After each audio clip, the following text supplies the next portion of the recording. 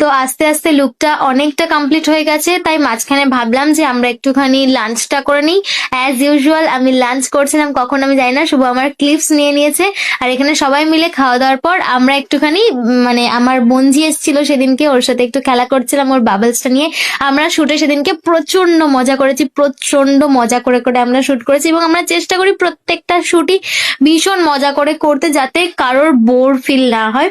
আর দেখতে পাচ্ছ আমি এখানে মডেলের হেয়ার স্টাইল করছিলাম সেদিনকে, সবকিছুই ভীষণ সিম্পল রেখেছিলাম। তো এবার আসি হচ্ছে যে আসল ব্যাপার, যে কিভাবে আমরা শুটটা করেছি। ফার্স্টে আমরা ছাদে কয়েকটা ইট দিয়ে পুকুর বানিয়েছি, আর এর ক্রেডিট পুরোটা যাচ্ছে হচ্ছে শুভ আর আমার ফটোগ্রাফার পার্থিবের উপরে, কারণ ওরা দুজনে মিলে সবটা প্ল্যানিং করে সবকিছু করেছে। তারপরে পেয়ারা গাছ এবং এরিকা গাছ এই সমস্ত কিছু দিয়ে পিছন দিক দিয়ে আমরা অনেক কিছু ইট টিটের সাপোর্টে আমরা এরকম একটা পিছনে গ্রিনারি রেখেছি। তারপরে এলসি ছিল আলোর